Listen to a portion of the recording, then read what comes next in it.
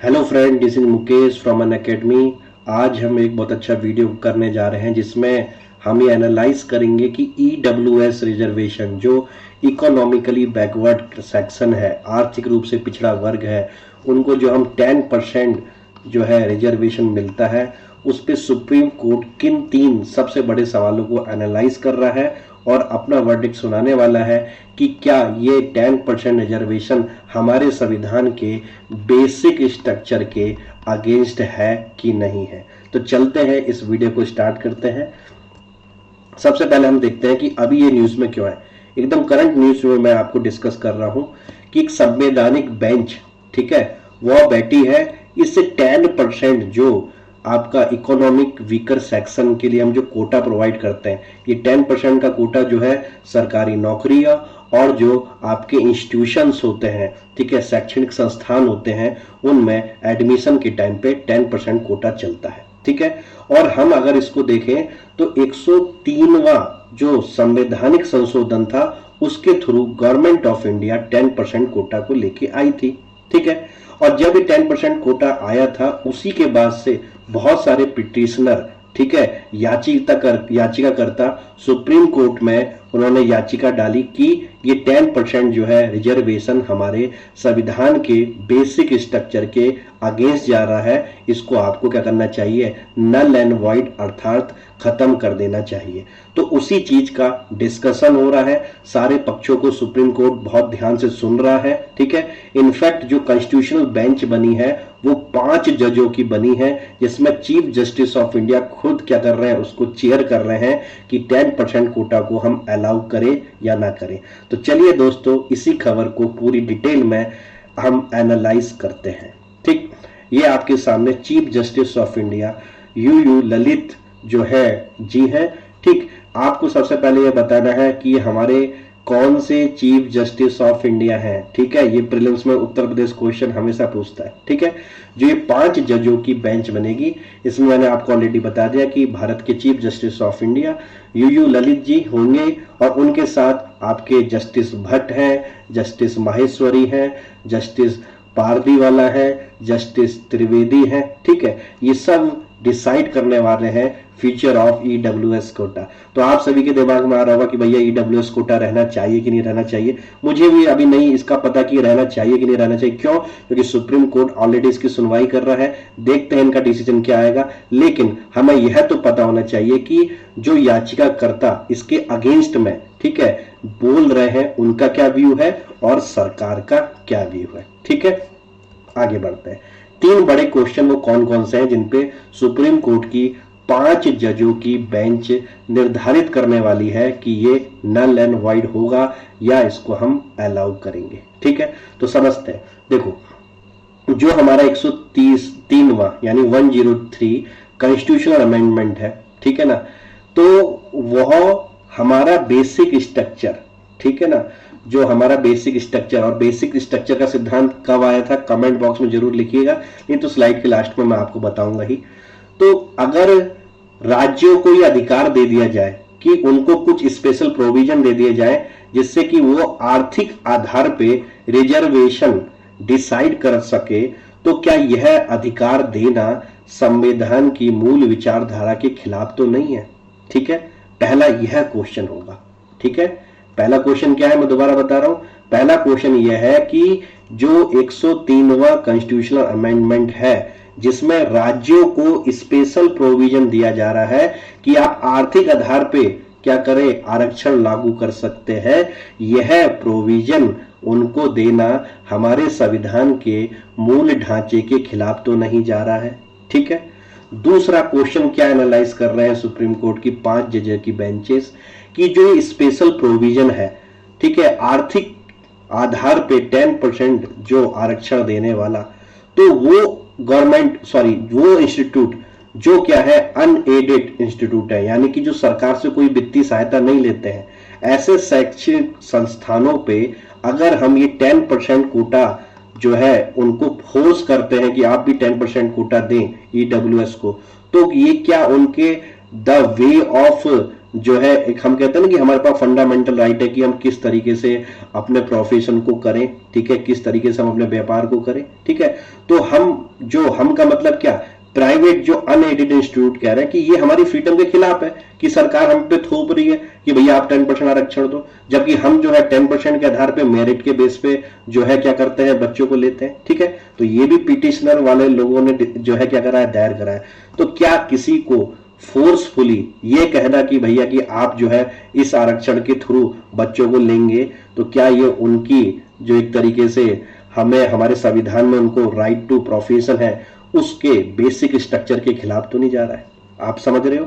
और तीसरी चीज यह है कि इसमें आपको पता है कि जो ईडब्ल्यूएस कोटा है वो एससी, एसटी और ओबीसी को नहीं मिलता है, यानी कि वो जर्नल के अंदर ही, सामान्य कैटेगरी के अंदर ही जो आर्थिक रूप से पिछड़े जने हैं उनको मिलता है, ठीक है। तो मैं ये कह सकता हूं कि इसमें जो है सोशली और इकोनॉमिकली बैकवर्ड क्लास, ठीक है, ओबीसी, एससी, एसटी को क्या कर रहा है, हटाया गया है, एक्सक्लूड किया गया है। तो क्या यह भी संविधान के बेसिक स्ट्रक्चर के खिलाफ तो नहीं है? देखो तीन चीजें आ रही है, हालांकि तीनों बहुत कॉम्प्लिकेटेड है लेकिन इतनी कॉम्प्लिकेटेड भी नहीं है, ठीक है। सिंपल सा, पहला कि अगर हम राज्यों को स्पेशल प्रोविजन देंगे आर्थिक आधार पे, ठीक है, अपना आरक्षण डिसाइड करने के लिए, तो क्या यह हमारे संविधान के मूल ढांचे के खिलाफ होगा? क्या हम अनएडेड इंस्टीट्यूट को फोर्स करेंगे कि भैया आप आरक्षण के थ्रू अपने बच्चों को लो, तो क्या ये संविधान के मूल विचारधारा के या ढांचे के विरुद्ध जाएगा? और क्या इस ईडब्ल्यूएस में एससी, एसटी, ओबीसी और सोशली और एजुकेशनली बैकवर्ड क्लास को अलग करना जायज है कि नहीं है? क्या ये बात समझ में आई? ठीक है, क्लियर। और आप भी अपने कमेंट लिखना कि आपका क्या व्यू है एज ए सिविल सर्वेंट, ठीक है, कि वर्डिक्ट के आने से पहले भी आप क्या व्यू है आपका, वो जरूर लिखें कमेंट बॉक्स में, ठीक है। हालांकि इसका जब वर्डिक्ट आ जाएगा तो हम तो देख ही लेंगे कि ये नल एंड वाइड हुआ कि नहीं हुआ, ठीक। तो तीन बेसिक क्वेश्चन जो है क्या होंगे, डिस्कस होंगे। अब हम आगे बढ़ते हैं। बैकग्राउंड, सबसे इंपॉर्टेंट चीज कि ये बैकग्राउंड आया कहां से। अगर हम देखें तो 2005 में, ठीक है, एक जो है आपकी कमीशन बनी थी मेजर जनरल रिटायर्ड एसआर सीनो के नेतृत्व में, ठीक है, ये उनकी पिक्स है, क्लियर। और इनको क्या करनी थी, अपनी रिकमेंडेशन देनी थी कि जो आर्थिक रूप से, ठीक है, आर्थिक रूप से जो पिछड़ा वर्ग है उसको हम क्या कहते हैं, किसको माने, ठीक है। तो भैया सीनो कमेटी ने अपनी रिकमेंडेशन के दौरान, ठीक है, 5 साल तक इन्होंने अपना पूरा एनालाइज करी। इन्होंने 2 कॉन्सेप्ट दिए। पहला कॉन्सेप्ट उन्होंने दिया कि जितने भी लोग जिनके परिवार की इनकम टैक्सेबल लिमिट से कम है उन सबको ईडब्ल्यूएस में आप क्या करें, शामिल करें, ठीक है, क्लियर। इन्होंने कोटे की बात नहीं करी है, ये डिसाइड कर रहे हैं कि इस ईडब्ल्यूएस में किस लोग को लेके आए, ठीक। दूसरा इन्होंने बोला कि जितने भी बीपीएल फैमिली है यानी बिलो पॉवर्टी लाइन है, ठीक है, with in the general category यानी सामान्य वर्ग में, उनको भी क्या करें, हम आर्थिक रूप से पिछड़ा सेक्शन माने। क्या बात समझ में आई? सीनो साहब की कमेटी ने क्या रिकमेंडेशन दी या क्या फार्मूला दिया आर्थिक रूप से पिछड़े लोगों को डिटरमाइन करने का? पहला क्राइटेरिया दिया कि अगर उनके परिवार की इनकम टैक्सेबल लिमिट से कम है तो इनको ईडब्ल्यूएस बोल दो, और जो बीपीएल लोग हैं उनको ईडब्ल्यूएस बोल दो, ठीक है। तो ये बात यहां पे पिक्चर सबको क्लियर है, ठीक। अब ईडब्ल्यूएस कोटा जो हम जिसकी बात कर रहे हैं उसको थोड़ा और अगर हम डिटेल में पढ़ें तो सरकार ने 2019 में नोटिफिकेशन के द्वारा ईडब्ल्यूएस कोटा लेके आए थे, ठीक है। इस स्कीम में एससी, एसटी और ओबीसी को कवर नहीं किया जाता है, यानी कि इसमें सामान्य वर्ग में ही आर्थिक रूप से पिछड़े लोगों को कवर किया जाता है, ठीक है। और इसमें जो सबसे मेन क्राइटेरिया है कि जिनकी family income 8 lakh per annum से कम है उनको हम ऐसे चिन्हित करते हैं इकोनॉमी वीकर सेक्शन, आर्थिक रूप से पिछड़े लोग, ठीक है। और उनको हम 10% देते हैं, क्या, आरक्षण, रिजर्वेशन गवर्नमेंट जॉब में, और हम किस में देते हैं, जो हमारे इंस्टीट्यूशंस हैं, ठीक है, शैक्षणिक संस्थान है। ये सबको क्लियर, ठीक। हालांकि ईडब्ल्यूएस कोटा के और ज्यादा क्या है क्राइटेरिया भी है, लेकिन इस क्राइटेरिया को हम पहले समझेंगे क्योंकि इससे कुछ कंफ्लिक्ट पैदा हो रहा है। क्या आप गैस कर सकते हो क्या कंफ्लिक्ट होगा? देखो आगे समझते हैं। पास्ट कंट्रोवर्सी, ठीक है, यानी कि क्या ईडब्ल्यूएस वाली कंट्रोवर्सी कल ही से डिस्कस हो रही है? नहीं, ये पहले भी जो है कंट्रोवर्सी हुई थी, और ये हुई थी जब आपकी पीजी के जो आपके मेडिकल कोर्स होते हैं पोस्ट ग्रेजुएट वाले, ठीक है, उसमें जो है कोटा के चक्कर में, मतलब जो है ऑल इंडिया कोटा में ईडब्ल्यूएस रिजर्वेशन दिया जाए ना जाए, उस समय ये डिस्प्यूट आया। सिंपल सा समझते हैं, देखो डायग्राम से, ये हमारे क्या है, इंस्टीट्यूशन है, ठीक है, और ये ऐसे प्राइवेट इंस्टीट्यूशन है जो गवर्नमेंट से किसी भी तरह की फंडिंग ले लेते हैं, यानी अनएडेड जो है प्राइवेट इंस्टीट्यूशन है, ठीक है, क्लियर, जो पीजी के मेडिकल कोर्स चलाते हैं, ठीक है।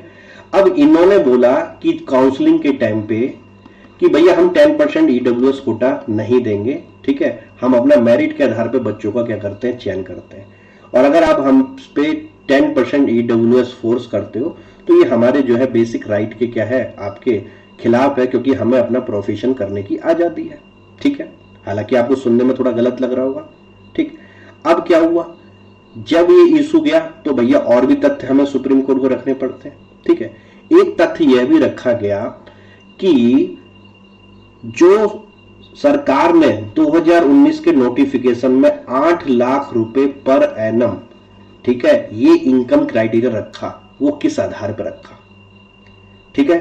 तो सुप्रीम कोर्ट ने इस पूरी काउंसलिंग को और इस कोटे को क्या कर दिया, होल्ड में डाल दिया कि जब तक फर्दर इंस्ट्रक्शन हम नहीं देते आप इसे होल्ड में डालें, और सरकार से पूछा, ठीक है, कि 8 लाख का क्राइटेरिया पे आप कैसे पहुंचे, क्या ये आपको 8 लाख रुपए खटक रहे हैं, नहीं खटक रहे, तो थोड़ी देर में मैं बताता हूं। आपको क्रीमी लेयर का कॉन्सेप्ट पता है, ठीक है, ओबीसी में क्रीमी लेयर भी 8 लाख के ऊपर डिसाइड हो जाती है, और ईडब्ल्यूएस में भी 8 लाख, ठीक है, और दोनों चीजें अलग अलग है, ठीक है। हम समझते हैं इसको अलग स्लाइड में। ये देखो ओबीसी क्रीमी लेयर के बारे में अगर आपको बताऊं तो 27% कोटा मिलता है अदर बैकवर्ड क्लास को, ठीक है, सरकारी नौकरी में और हायर एजुकेशन में, ठीक।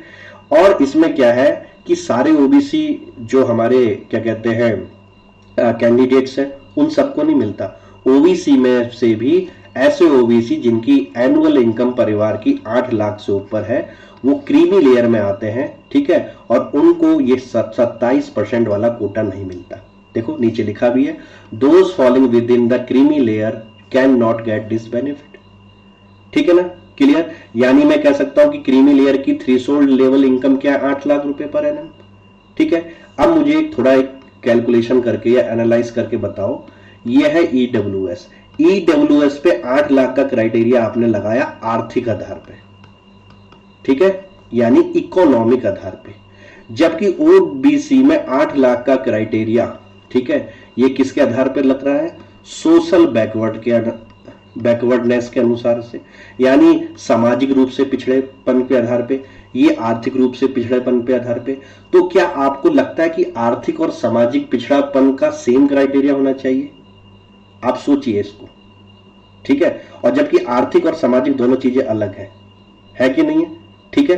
तो इसी बात पे सुप्रीम कोर्ट ने क्वेश्चन करा कि भैया ये 8 लाख रुपए पे तुम कैसे पहुंचे, कुछ तो कुछ आपका क्राइटेरिया होगा, और नहीं क्राइटेरिया तो इसका मतलब हम समझ लें ये कि आप आर्थिक रूप से और सामाजिक रूप से पिछड़े जो पन को समान मानते हो, जबकि दोनों क्या है, अलग अलग चीज है, ठीक है। तो सरकार थोड़ा यहां पे फंसी और सरकार ने बोला, ठीक है, ये स्लाइड मैंने आपको ऑलरेडी बता रखी है कि ईडब्ल्यूएस और क्रीमी लेयर का सेम क्राइटेरिया कैसे हो गया, जबकि दोनों क्या है, आधार अलग है, ठीक है। तो गवर्नमेंट ऑफ इंडिया ने कहा कि कोई बात नहीं, सुप्रीम कोर्ट में एक हलफनामा दायर करा, ठीक है, और उसमें बोला कि हम रिविजिट करेंगे इस इनकम क्राइटेरिया में और एक पैनल बैठाते हैं, ठीक है, और वो पैनल डिसाइड करेगा कि 8 लाख वाला क्राइटेरिया हमारा ठीक है कि नहीं, फिर हम आपको जवाब देते हैं, ठीक है। सुप्रीम कोर्ट ने कहा ठीक है आप जाइए। अब क्या हुआ, गवर्नमेंट ने एक एक्सपर्ट पैनल सेटअप करा, उसमें अजय भूषण पांडे जी थे, ये प्रीलिम्स का पॉइंट है, ठीक है, और भी 2 लोग थे लेकिन इनका नाम याद जरूर रखना। अब इस कमेटी ने जब एनालाइज करा तो इस कमेटी ने हरी झंडी दे दी 8 लाख के इनकम क्राइटेरिया को, कि ये जो 8 लाख का इनकम क्राइटेरिया है ईडब्ल्यूएस के लिए, ये रीजनेबल है, यानी तार्किक है, ठीक है, इसमें कोई भी चेंज करने की जरूरत नहीं पड़ती है, ठीक है ना, क्लियर। तो भैया पिटिशनर लोग कह यार ये क्या चीज है, आप सामाजिक आर्थिक चीजों को एक समान कैसे रख सकते हो, ठीक है, आपको डेफिनेशन चेंज करनी पड़ जाएगी। तो फिर वो सुप्रीम कोर्ट में दोबारा चले गए। हालांकि जो एक्सपर्ट पैनल अजय भूषण पांडे जी के नेतृत्व में था, उन्होंने कहा था कि ईडब्ल्यूएस में और जो एसेट वाला क्राइटेरिया है, ठीक है, ये आपका काम है होमवर्क करने का कि ईडब्ल्यूएस में 8 लाख के अलावा और भी क्राइटेरिया है। 100 गज का मकान, 200 गज का मकान, 5 एकड़, मैं थोड़ा हिंट दे देता हूँ, ठीक है। तो थोड़ा उस पर आप काम करना। फिलहाल हम बता रहे हैं कि इस पैनल ने ये बोला कि 8 लाख वाले क्राइटेरिया को तो रिमेन ऐसे ही रहने दो, हाँ, लेकिन जो आपका एसेट वाला क्राइटेरिया है, ठीक है, कौन सा वाला क्राइटेरिया है बच्चों, जो हमारा एसेट वाला क्राइटेरिया है, यानी कि हिंदी माध्यम में आवासीय संपत्ति, ठीक है, इसके मापदंड को हटाया जाना चाहिए 5 एकड़ वाले को छोड़कर, ठीक है। वो कभी मैं डिटेल में आपको बता दूंगा, ठीक। लेकिन जो है पिटिशनर जो है याचिकाकर्ता लोग माने नहीं, और वो सुप्रीम कोर्ट में फिर चलेगा कि नहीं यहाँ पे तो पूरा क्या है, झोल है, ठीक है ना, क्लियर। पिटिशनर ने एक और जो है उनके सामने तथ्य रखा, और वो रखा बहुत ही हिस्टोरिकल, ये आपका वर्डिक्ट है, Indira Sahni versus union of India 1992 में, ठीक है। सुप्रीम कोर्ट में इस जजमेंट में इंदिरा साहनी और यूनियन ऑफ इंडिया के में बोला था कि किसी भी कंडीशन में 50% से ऊपर कोटा नहीं जाना चाहिए रिजर्वेशन का, ठीक है, आपको याद आ गया, ठीक। तो पिटिशनर ने कहा कि भैया जब ये जाना नहीं चाहिए तो ईडब्ल्यूएस का 10% माने तो ये 50% ब्रीच कर दे रहा है, ठीक है। यानी कि पिटिशनर अब किसके सहारे गए कि इंदिरा साहनी केस में आपने बोल रखा है कि 50% से ऊपर नहीं जाना चाहिए, तो ईडब्ल्यूएस कोटा आपके ही जो है वर्डिक्ट की अवहेलना कर रहा है, इसलिए नल एंड वॉइड होना चाहिए, ठीक है ना। इनका लॉजिक समझ में आया, ठीक। अब एक बार इंदिरा साहनी केस को डिटेल में पढ़ लेते हैं, ठीक है ना। इंदिरा साहनी केस में सुप्रीम कोर्ट ने 27% बैकवर्ड क्लास का कोटा, ठीक है, क्लियर, इसको क्या करा था, अपहील्ड होल्ड करा था, यानी कि कायम रखा था, जबकि उन्होंने स्ट्रक डाउन कर दिया था, यानी नल एंड वॉइड कर दिया था 10% रिजर्वेशन, ठीक है, जो आपका इकोनॉमी बैकवर्ड क्लासेस के आधार पर दिया जा रहा था उस समय, समझ में आया। और लक्ष्मीकांत में ये लिखा भी है। तो यानी कि जब सुप्रीम कोर्ट ने खुद बोला कि भैया इकोनॉमिक आधार पे हम सरकारी नौकरी में 10% आरक्षण नहीं दे सकते हैं, तो आज ईडब्ल्यूएस क्यों है, ये कौन कह रहे हैं, याचिकाकर्ता कह रहे हैं, जो इस ईडब्ल्यूएस के अगेंस्ट सुप्रीम कोर्ट में क्या कर रहे हैं, लड़ रहे हैं। क्या ये लॉजिक समझ में आया, ठीक है। और उन्होंने दूसरा बताया कि हालांकि सुप्रीम कोर्ट ने यह भी बताया था कि हम 10% कोटे को निरस्त कर रहे हैं जो आर्थिक आधार पे है, और उसके साथ साथ और एक नया सिद्धांत दे रहे हैं कि किसी भी आधार पे 50% से ज्यादा रिजर्वेशन नहीं होना चाहिए। तो यानी कि ये जब सुप्रीम कोर्ट ने इतनी अच्छी तरह डिटेल में समझा रखा है, तो फिर गवर्नमेंट ऑफ इंडिया क्यों नहीं मान रही है, समझ में आ गया। याचिकाकर्ता जो ईडब्ल्यूएस के खिलाफ है वो किस बात पे कह रहे हैं, ठीक है, क्लियर। इंटरेस्टिंग बननी है नहीं बननी क्लास। अभी देखो लॉजिक सरकार का भी बहुत अच्छा आएगा, लास्ट में आप भी कंफ्यूज हो जाओगे कि हम क्या करें क्या ना करें, ठीक। तो यहां तक हमने इतना पढ़ लिया, ठीक।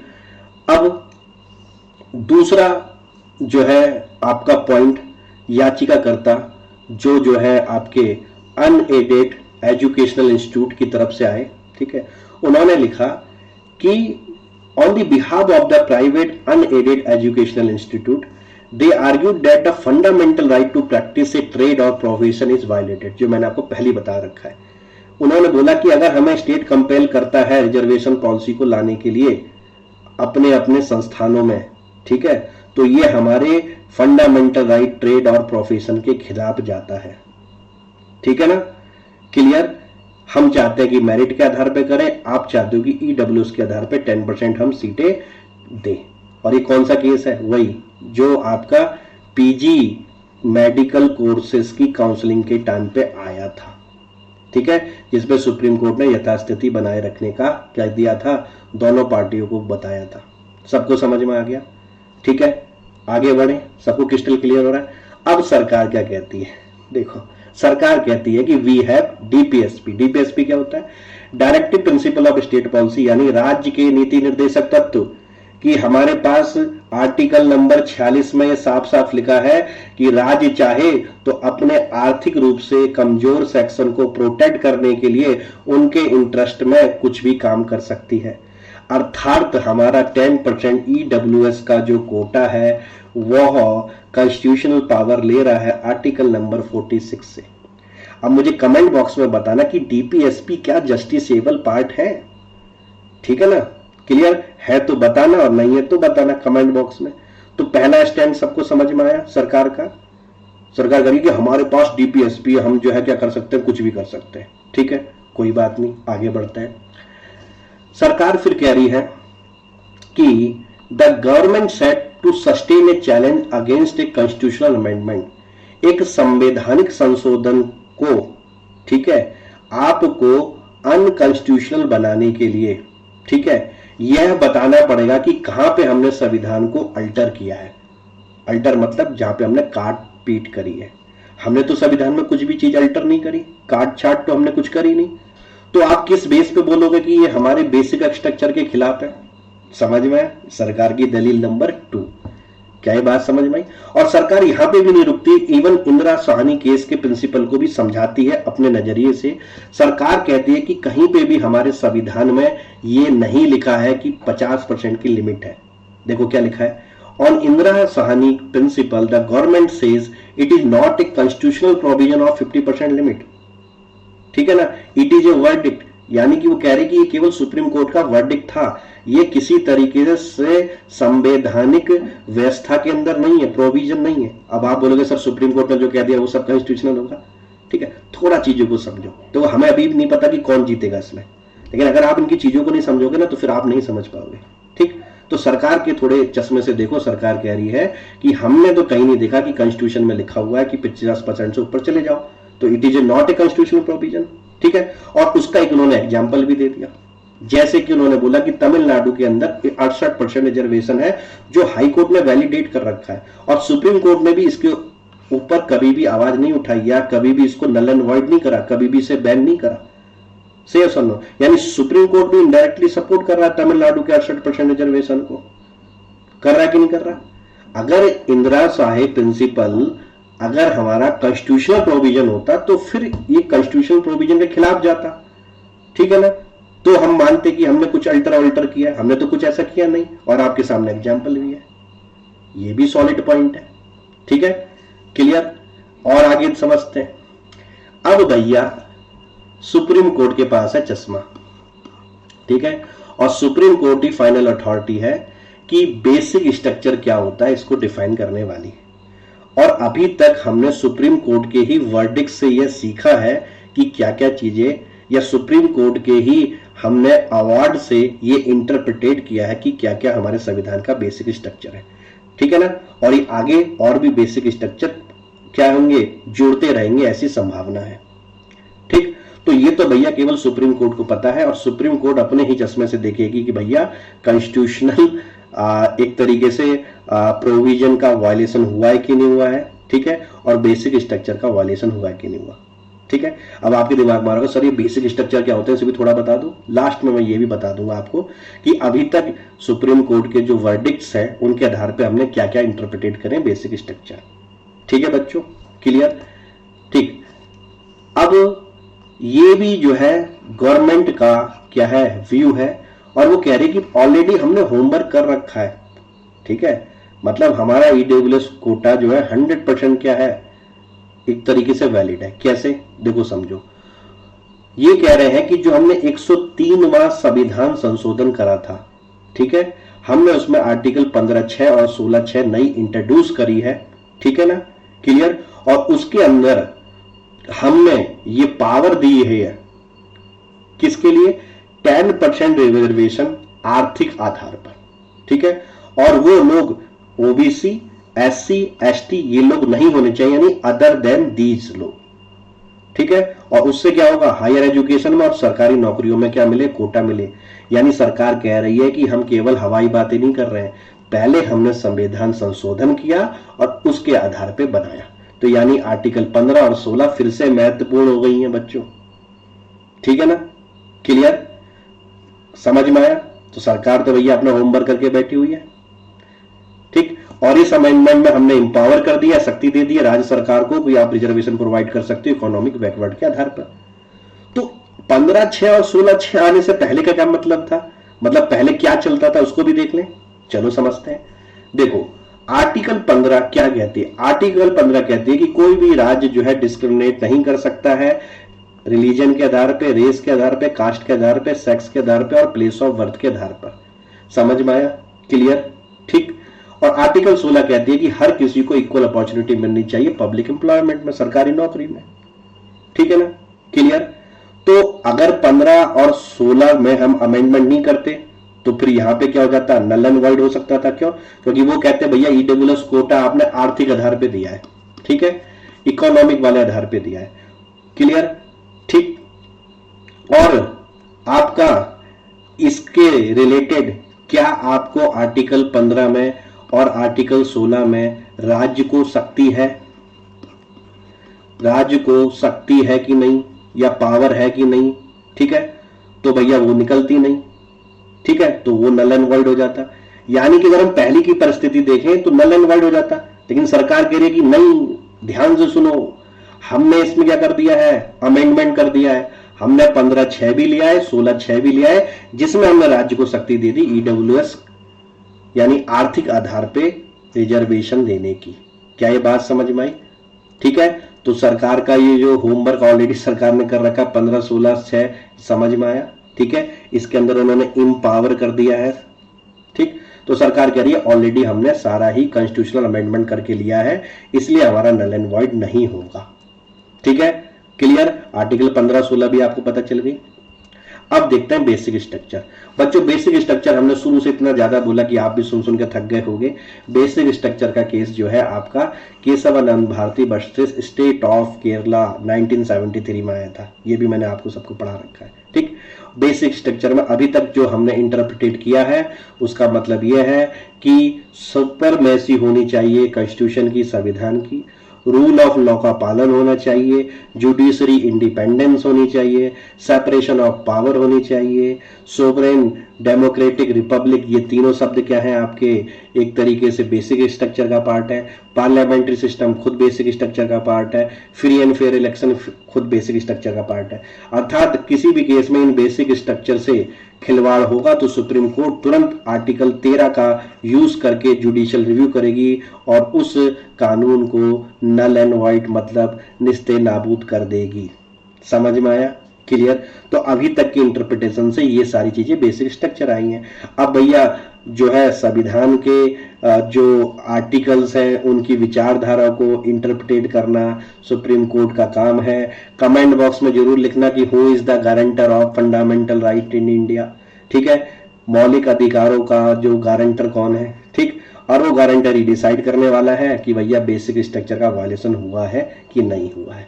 आई होप आप समझ में आ गया होगा आपको। ठीक है, अभी ये पिटीशन दोनों पक्षों की सुनी जा रही है। ठीक है, सुप्रीम कोर्ट जब दोनों पक्षों की सुनेगा तो 5 बेंच की जो जजेस हैं वो क्या करेंगी, इसमें अपना वर्डिक्ट देंगी और जो वर्डिक्ट आएगा फिर उसके अनुसार हम इसको एनालाइज करेंगे। समझ में आया?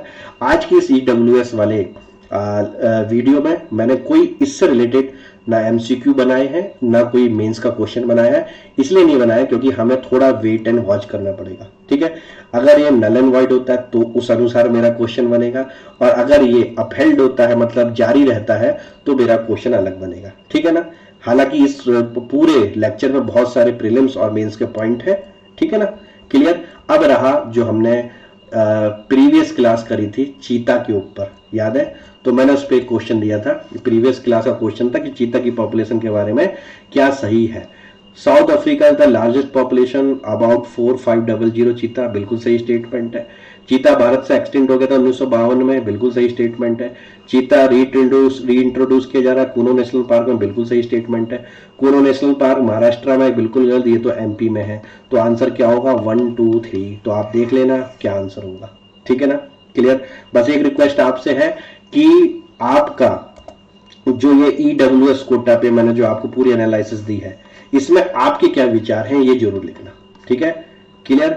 आई want to read all the comment. मैं आपके सारे कमेंट पढ़ना चाहता हूं कि एज ए एस्पायरेंट आप क्या समझते हो, ईडब्ल्यूएस कोटा के पक्ष में, विपक्ष में, या कोई बीच का सॉल्यूशन। ठीक है ना, उनको जरूर देखना है और उनको हम डिस्कस भी करेंगे प्लस की क्लास में कि आपने वो कमेंट करा तो किस विचारधारा से करा, किस विचारधारा से नहीं करा। ठीक है, बाकी जो है अनअकैडमी पे 20% डिस्काउंट का स्कीम चल रही है 16 सितंबर तक। मेरा रेफरल कोड MKS लाइव है, आप मेरी मेंटरशिप में पढ़ सकते हैं MKS live referral code use करके। ठीक है, और 24 महीने की फीस बहुत ही कम है बच्चों, 11,999 आपके हाई स्कूल इंटर की ट्यूशन फीस से भी कम है। आपकी EMI भी बन जाती है, 500 रुपए से कम की EMI बन रही है। ठीक है, तो जरूर आइएगा। और जो बच्चे केवल टेस्ट सीरीज लेना चाहते हैं वो 159 में MKS लाइव से जो है अनअकैडमी लाइट का सब्सक्रिप्शन ले सकते हैं। ठीक है बच्चों, क्लियर। तो ये अनअकैडमी का UPPCS जो है क्या कहते हैं आपका यूट्यूब चैनल है, और ये अनअकैडमी का ऑफिशियल एकमात्र टेलीग्राम चैनल है। आप चाहे तो इसमें भी आ सकते हैं, जिससे आपको सारी क्लासों के नोटिफिकेशन मिले। जी हाँ, बिल्कुल सुन रहे हो, अनअकैडमी का एकमात्र यही ऑफिशियल टेलीग्राम चैनल है। ठीक है, तो दोस्तों मिलते हैं अगली क्लास में। आपके कमेंटों का मुझे इंतजार रहेगा कि आप जो है EWS कोटा के पक्ष या विपक्ष या न्यूट्रल जो भी रहते हैं, और इस पूरे वीडियो में क्या क्या आपको चीजें अगर जो है समझ में नहीं आई तो वो भी आप कमेंट बॉक्स में जरूर लिखें। ठीक है, या आपकी कुछ और सजेशन, ठीक है, वो भी लिखें। अगर कुछ चीजें आपको गलत लिखी तो वो भी लिखें, क्योंकि उससे भी क्या होगा, मुझे काफी सुधार करने का मौका मिलेगा, जिससे कि मैं उन गलतियों को दोबारा ना दोहराऊं। ठीक है, तो thank you very much for this nice lecture. Note जरूर बनाना, ठीक है, GS 1 2 3 4 के, और उसी के अनुसार जो है अपने अपने फोल्डर में उन खबरों को लिखना। ठीक है, थैंक यू वेरी मच। कल की क्लास में हम मिलते हैं। Have a good day.